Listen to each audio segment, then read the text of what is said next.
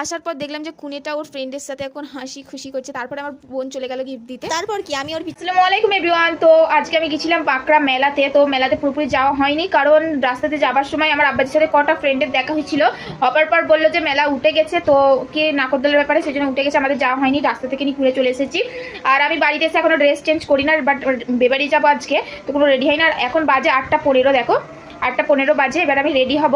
তো চলো রেডি হয়ে ফিরে ক্যামেরাটা কন্টিনিউ করি। গাইস এখানে একটা জাদু করছি। তো গাইস রেডি হয়ে গেছি বিয়েবাড়ি যাবো বলে। কেমন লাগছে কমেন্টে জানাও। আর এই রেড কালার ড্রেস পরেছি, সিম্পল মতন সেজেছি, বেশি কিছু সাজি না। তো চলো বাড়ির থেকে বেরিয়ে ফিরে ক্যামেরাটা কন্টিনিউ করি এখন। এই সাইডে আমরা রেডি হয়ে আমি আমার দিদি দুজনেই বেরিয়ে পড়েছিলাম, আর একটা ফ্রেন্ড যাবে বলেছিল, তো ওর জন্যই দাঁড়িয়েছিলাম। আর এই সাইডে দেখো দিদির হাতে একটা গিফট, আমার হাতে একটা গিফট। একটা গিফট হলো আমাদের ফ্যামিলির তরফ থেকে, আর একটা গিফট হলো ছোট বোনকে ফ্রেন্ড হিসাবে দাওয়াত করেছিল, সেই জন্য ওরই একটা গিফট ছিল। আমার ছোট বোন এই সাইডে বিয়ে বাড়ি চলে গেছে, গিফট নিয়ে যায়নি, ওকে লজ্জা লাগছে, সেই জন্য গিফটটা আমরাই হাতে করে নিয়ে যাচ্ছিলাম। তারপর রাস্তাতে দেখা হয়ে গেছিলো, ওর গিফট ওয়ে নিয়ে যাচ্ছিল। আর এই সাইডে দেখো ওর জন্য দাঁড়িয়ে থাকার পর ও রেডি হয়ে বেরিয়ে পড়েছিল, আর আমরা তারপর সবাই মিলে একসাথে চলে যাচ্ছিলাম বিয়েবাড়ির দিকে। আর বিয়েবাড়িটা আমাদের এখান থেকে কাছেই, 400 দিদি বলেইছি। আর রাতে বিয়ে ছিল, লাইটিংগুলো চালিয়েছিল, অনেক সুন্দর লাগছিল বিয়েবাড়িটা। আর এই সাইডে দেখো আমার দিদিরা কত স্পিডে যাচ্ছে। এই সাইডে দেখো এটা আমার ফ্রেন্ড, ওটা দিদি, আর এটা ছোট বোন, তিনজনকে দেখাচ্ছিলাম। আর এইখানে পিছনে আমি আছি, আর পিছনে সব বন্ধুরা আছে সব। আমি আগে, আমরা এই কজন আসছি।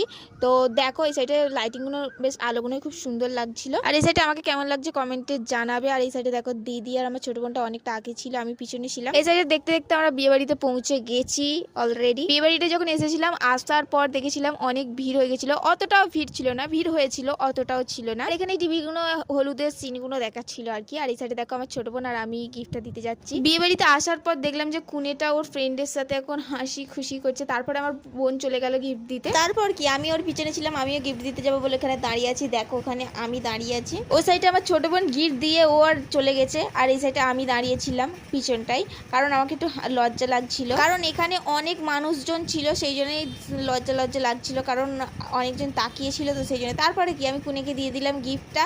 তো ওখানটায় দাঁড়িয়ে একটা ছবি তুলে নিলাম। আর এই সাইডে আমার সব ফ্রেন্ডগুলো খেতে চলে গেছে। এবারে দিদি বললো যে চ আগে খাওয়া দাওয়ার কাজটা মিটিয়ে নিই।